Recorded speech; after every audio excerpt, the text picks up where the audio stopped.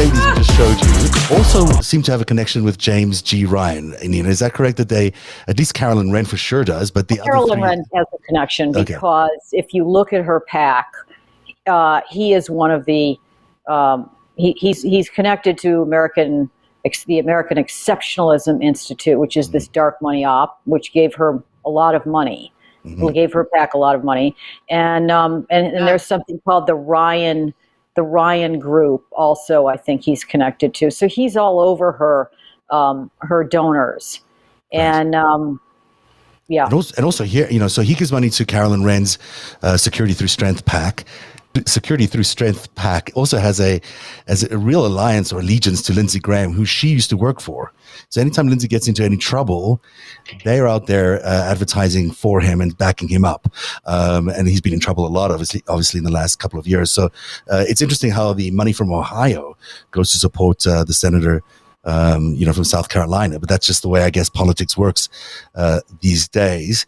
And LB, you've been looking into James Ryan. He's a bit of a rainmaker in Ohio. He certainly knows everybody. That's right. Makes a lot of people rich.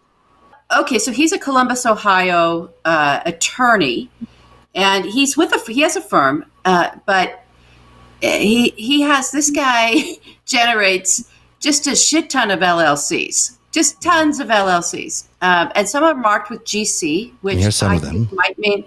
Yeah, some of them might mean general counsel. Okay, so here we go. This is going all the way back now to 2001. And let's look at what we have. Go down a little bit, or up. There we go. Here we go. Go up a little bit more. Other way. There we go. It's down. No, that was it. Oh, good Lord. Okay. There, you want to stop there. You want to see these guys, right? All right, right there. Got it. Okay. Got it. All right, here we go. Now, notice there's a GC after all of these companies, but you're going to recognize the name. And we have another very big Columbus, Ohio resident that owns these actual companies. Oh, yeah. Victoria's Secret, Bath and Body Works, Express, Victoria's Secret, Learners, Victoria's Secret. Okay. So these Wexner owns those. These are Leslie Wexner, but we're not saying that Leslie Wexner owns these LLCs. So I'm trying to figure out what the hell this guy's doing. I think what he with the GC designation there, I think that means general counsel. I'm going to have to call him and ask him, what does GC mean? Yeah, absolutely. I have a lot more digging to do on all of this, you guys. I'm sorry. It just takes a really long time to go through the money. And Zev and I even had a conversation today of like, do we show it before we know all the ins and outs? Because we don't want to just go, and here it is, and have you draw conclusions. So, but I think this is fun. This is put together by Crew. Mm-hmm. And so you can find, Crew wrote a great article on Ryan, and there's a link to this in there. So anybody who's into research and wants to help me, you can help me. Go in there and find all that. But you'll see here, we keep going. A lot of names. And closer to 2016. There's a lot of new LLCs that were launched. 20 years here. Yeah. Look at this guy's LLC. The campaign. And so it's interesting because the way Crew sort of frames it is that he sets up these LLCs to funnel illegal money into different campaigns. And that's why they've taken it on. I mean, that's still to be proven, I'm sure, but it's an interesting allegation against this man. And considering his connections to a lot of people in Ohio, it certainly would raise at least the question of how much illegal money is floating around in the GOP funding these campaigns. That's right. And there are some names in here that are similar, if not identical, to the names in the Offshore Leaks database, but I can't connect them back to this specifically. But I'm always a little, my eyebrows go up when made-up names are exactly the same as made-up names in the offshore database. It could just be a real coincidence. They are in the cluster of LLCs that are connected to the great big Russian mobster. Here's an interesting name we would recognize as well is Tower Investments and Associates. Not sure which one that is, but active from 2016. Don't know. That's really interesting. Is that Don't connected know. to the Hoffenberg-Epstein That's operation? Who knows? But I'll find out. I'll ask. Epstein, but that was gone by 2016. Right after Hoffenberg. Well, it was gone, but actually the remnants of the company were not. That's when it was gone. There was still leftover bits and pieces that were put into. But we don't know. So it'll be interesting if that Riff Ryan is look. He could have just registered these LLCs that had nothing else to do with these companies, but that's not the way Crew sees it. I think they see it as a much more active operation here. Clear Foresight also seems to strike a bell with me. These get really weird. These look like very much like Liberty for All. These look like Trump style support organizations as well. Those look like PACs. Yeah. So interesting stuff there. If viewers who are researched and have helped us in the past on a lot of these things, it would be really useful because you've got lots of names here, and we don't have enough hours. It would be interesting to see what you guys can find because he's an interesting character. There's no doubt about it that he is going to security strength. Isn't that her company? That's her company. Security through strength. And you can see American Exceptional Institute down there. You just passed it. Okay. That's one of his things. Right. And that is where the money. That's where she got a lot of money. That PAC got a lot of money from the American Exceptionalism Institute. That was the top donor. Here's Graham Capital Investments. I don't know who Graham is. Could be Lindsay. If you go back up. Yeah, sorry. So you guys, all this stuff has to be, we don't want to be InfoWarsy, right? Like I sort of say we're making suggestions here.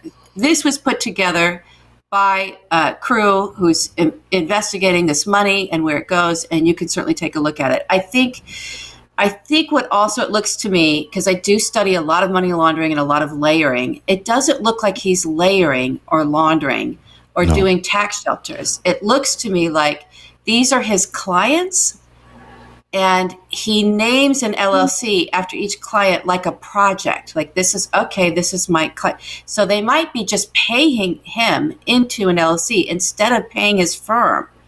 It could also be dark money. It's sort of it's dark money. It's about skirting the FEC rules by setting up an LLC to create a legal framework to submit or support a campaign. So I think it's somewhere around there is a possibility too. But we really need to find out. I think there's a big story to be told here, especially if this is what ultimately funded the Pearl Revolution or whatever we want to call it of 2021. Where shall we go to next? I have a. Well, let's talk a little bit more about the top 10 then, people who supported Donald Trump. This is the name and shame thing. So I didn't know that Nina had this vengeful thing in her personality, but she does. She likes to name and shame companies that do bad things. And here are the name and shame top 10. I'll put them up one at a time here. We'll start at the number 5 to 10, and then we'll work our way to number 1 to 5. But this is the top 10 people who supported Donald Trump, individual donors who supported Donald Trump in I think it's the last year, right? If I'm not mistaken, Nina? Mm-hmm. Mm-hmm. So some of the same names. Cherna Moskowitz is not on the previous list, but there she is from the Hawaiian Gardens Casino again, or casino money. Warren Stevens of Stevens Inc. I don't even know what that is. Do you know? Nope. Diane Hendricks, of ABC Supply, $2 million. Number 7 is the Uline couple, Elizabeth Uline back in there with another $2 million. And then at number 6 is Stephen Schwartzman with $3 million from the Blackstone Group. So not only is he supporting all the individual GOP candidates who backed the lie, he's also backing Donald Trump with $3 million there in the final year of his presidency. And then the top 5 looks like this. Patricia Duggan, and stop me if you want to say anything about any of these people, Nina or LB. She's a philanthropist and entrepreneur. Again, I'm not sure who she is. But number 4, we are sure who Linda McMahon is. She's American First Action, the PAC that we mentioned earlier on is Linda McMahon's PAC, but she also is WWE. And then, wasn't she a minister or something, a secretary or something? Yeah, so then he put her in the cabinet. Yeah, yes, he did. Yeah. So it's a complete revolving door. Yeah, absolutely. Yeah. Jeffrey Palmer, G.H. Palmer Associates, $6 million. Kelsey Warren Energy Transfers. Again, I don't know who these guys are. And Timothy Mellon, who we know from Pan Am. Yes. Pan Am Systems with $10 million. So these are not like there are a lot of everyday companies who support the GOP and Donald Trump, but there's also a lot of these sort of somewhat obscure people who show up as as being very wealthy, but obviously supporting Donald Trump, which is kind of interesting. That I mean, just imagine having that kind of a fortune, the Mellon fortune. Yeah. And we've seen it, I mean, he was the Mellons were financing, the anti-Clinton operation, and they're behind Judicial Watch. Mellon Scaife is behind that Judicial Watch operation, which harangued and harassed the Democrats forever, and is now, they ran the Benghazi thing to the ground, and now they're running the Comey thing out. They're just it's nonstop FOIAing and harassing the DOJ on the Russia stuff. That's all Mellon money. And you just try to think about it for a second. Like these people have inherited. This is inherited wealth. This is they didn't work for it. Mm-hmm. They've inherited all this money. They never have to work. Never have to work.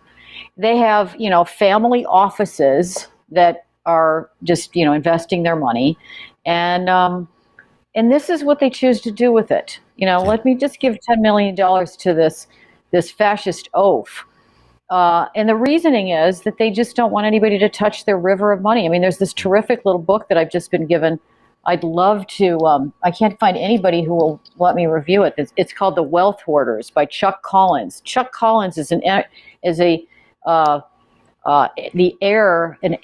the Oscar Mayer fortune. So a meat fortune. Mm-hmm. He spurned his fortune, and he's got some operation down in Washington where he's a Bernie bro. He's just basically been fighting for taxing the rich.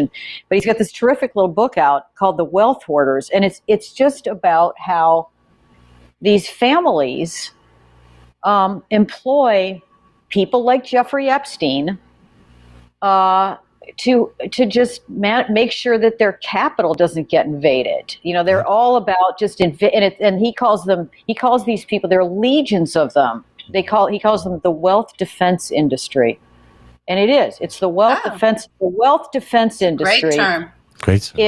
Is all these lawyers. It's that guy Ryan, probably, Ryan, who we've just been talking about. It's Epstein.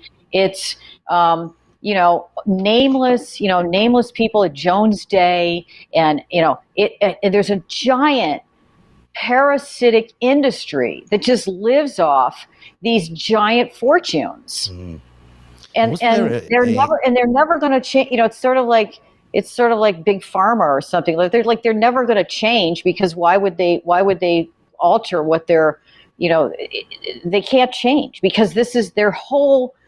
All of their careers are based on this. This is just protecting these fortunes, the wealth defense industry. Yeah. So these are people who, Schwartzman and Mellon, and why are they giving money to Trump, and why are they giving money to the Republicans? Because those guys are part of the wealth defense industry. That's what they're doing. They're doing their bidding in Washington to make sure that they get, not have to pay any taxes, so they don't ever have to invade capital, and they can just keep investing their money and living off it, and buying yachts, and being dragged kicking and screaming to donate money to the New York Public Library. And the terrible thing is, a lot of these people are just a little plug for my city, because New York City is really, really hurting right now. Like, people do, and LA too, we have not fully absorbed what COVID has done to these cities. Yeah. It is a mess.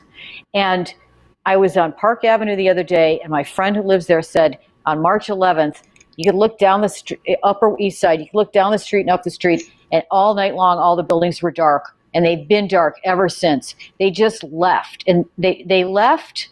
These are people who made billions in New York City. Yep. And somebody is going to have to step up and have the courage to say to them, you need to put some money back in here, because this place is going down. Mm-hmm. It's in bad shape right now. I mean, you can't imagine. I mean, just walking around the streets, it's bad shape, and it's going to take a lot, and the government can't print all that money. These people who've made all that money are going to have to come back and put some of it in to the place that enriched them. So where have they gone? I don't know. They're on their yachts. They're in their vacation homes. They're in their second, third, fourth, fifth home, staying away from the city. It can't benefit them that New York is going down. I mean, it seems to be amazing that you've got these titans of industry and these wealthy people. I don't think they giving care. up on their wealth in New York and just moving away. They don't care. It doesn't matter to them. No. I mean, they're not selling those Park Avenue apartments. Yeah, right. That's not gonna. They're not. But I mean, the hotels in New York are 90. Have been 90. Their occupancy has been down 90% for 11 months. Yeah. And those hotel owners, those are giant buildings with employees that employed, service workers. They have, they're throwing in the towel. I was listening to an interview with a mayoral candidate who's talking about the hotel owners of these giant hotels in New York City are just like, the city may have to come in and say, here, we'll take it for $1 off your hands or something and put homeless people in it. I mean, that's what's going on. When you've got office buildings empty as well, there's not a lot of people going to offices. Nobody's talking about reopening Broadway. Yeah. It hasn't even become a topic of discussion yet, as far as I know. I mean, I'm not involved in that industry. I don't think it has come up with conversation yet. So again, I mean, these people who have amassed giant fortunes and are putting their money, their millions, behind this movement, this fascist movement, this oaf, who they wouldn't sit down and have dinner with, probably. Right. Instead of putting their money towards the city that enriched them, or this country that's on its knees. There's no faith, no loyalty. It's obscene. Sorry, I had to rant there. No, you're absolutely right, because that's the thing I don't get. I don't get why all these wealthy people are doing this to their country. I mean, ultimately, they made a lot of money and stand to make a lot more money off America. And the only answer I could find is they got a good tax break, in that tax cut. They got a one-time wealth transfer, and they got, $1 trillion back in their pockets. But surely that isn't enough. I mean, surely that's not enough to just forsake your entire country. But maybe I'm wrong. Maybe that's what that's what the rich people do. Maybe that's all they care about is the money. There's a great quote about organized crime families that applies to our own oligarchy, and that is, by the time you get to the third generation, you're just scraping the bottom of the barrel when it comes to intellect, skill set, morality, because. And to say that about organized crime is a big deal, because those original guys, they built an empire. They were scrappy entrepreneurs. They were very Americana, and they put everything back into their communities. Why? Because they were extorting the community and then putting it back in, and that's how they owned more and more and more of it. But their kids, if they couldn't be doctors or lawyers or something, right? Then they were in the syndicate, and then they just kind of got dumber and more craven. And there's something that's happened with these generational wealth families, and I unfortunately I can talk about that personally. I had a front row seat to a lot of it, and some of my family. I'll just go ahead and share this. I've talked about my husband's family before in terms of them having quite an extraordinary amount of wealth. And the daughter of the patriarch, who's passed on now, she was always was always a difficult person for me to connect with. And no one believed it, right? I was like, I think she's, it was like, oh no, she was this, got it. She's a proud boy. I just found out. She's she's all in. She is all in. So it appealed to her corrupt nature. It appealed to her, she's got grievances around her nepotism because she didn't have to earn anything. She didn't. Right. And so that creates its own weirdness in there, where there's a lot of looking down on other people. There's a lot of otherizing. She certainly otherized me to the nines, right? And so now she's just turned all that onto, right? Whoever, I don't know, imaginary Antifa. I don't know, but she's gone. She went full into the propaganda machine. And this is someone with millions of dollars, and did not inherit the massive fortune of the family, which was left, most of it, to institutes. And so, but still very wealthy, never had to work, nothing. And she's willing to just align herself with a group like that. God knows how much money she's pouring into it. I don't know. It seems to me that they've now accepted the lie is either truth, or they're willing to just admit that they're lying, but they still want, at their core, I think they still are moving towards secession. I still think we're going to see states trying to break away. And it just seems like that's what there's what, you've got a movement now. They're going to be moving to something. And there was a great piece of tape that one of our guests last week played for us, where she was covering the events on the 6th, and she had a tape with, and when one of the people on the megaphone said, "What's coming next?" and one of the people in the crowd said, "Secession." And I really do think that that's sort of where they're heading. I think that there's going to be an attempt to break up the United States, and all these powerful, wealthy people spending so much money on a movement to break up the United States of America, with everything that will constitute. I mean, what does that even look like? What does it look like when you're paying tariffs to cross goods across states, and you're got separate foreign policies or separate defense policies? I mean, it's sort of like, people don't think it through, but it's like it's a giant mess to try and make happen. And yet here they are contemplating this. I'm sorry, keep going. Go ahead. I do think, and I'm not trying to point everything always to foreign influence, right, and interference, but I could speak also. Family member had a co-production company with China out of nowhere. So there's a thinking, I think, also of this very wealthy set that they're not connected to this country that much. If there's more opportunity for them in China, in those markets, or to do something, there's not a loyalty here to the United States. So I think we've just really changed a lot since the greatest generation of Americans who were willing to fight for a future, for a way of life. We don't have that. Yeah, but you just don't get to be the world superpower if you're broken up in two. I mean, at the very least, people should realize that piece of it. And we've seen Brexit, we've seen what that does to a fairly new union. You take something as old as America and you start breaking it up. That's a very complicated thing, especially when you've got some of these southern or red states getting a lot of their money subsidized by the liberal states on the coast. I mean, how does that even work? They're going to give up all that money, or they're going to still demand all that compensation?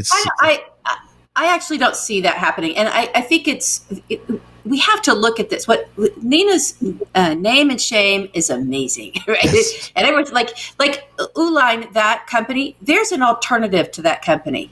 That's not even the cheapest thing out there for you for your packaging, and so we can make choices as consumers and really choke these people. We don't have to give them our money that we work hard on and we earn. I don't have to spend my money there. I could spend it somewhere else. So that that kind of activism, I think, it's already sort of the offensive bullshit strike is to call it cancel culture. Okay, yeah, I'm canceling you. You're trying to destroy me, so I'm going to cancel you and put my money somewhere else. Fair enough. We just sort of have to. Yeah, and I also think that there's a whole generation of activists, and there are even plenty of people from these wealthy families who see what's going on. They don't like it. They have bigger ideas of what maybe they can invest in and put their money and their resources and their power towards, especially when it comes to green energy and that kind. So it's not all doom and gloom. It's not that, but these people, we've got to pull them out of the shadows, pull them out of the darkness, show everybody who they are, and not let them just let their money be also a privacy blanket for them that is impenetrable. That's not okay. Or a security guard against judicial prosecution, which is the other thing that maybe they need to see a little bit more of. I think we should end it there, but it's been a great hour. Thank you both for spending time with me tonight. And Nina, thanks for all the great research and work you've done on developing this hour. Is there anything you want to say to conclude? Anything you want to say at the end here?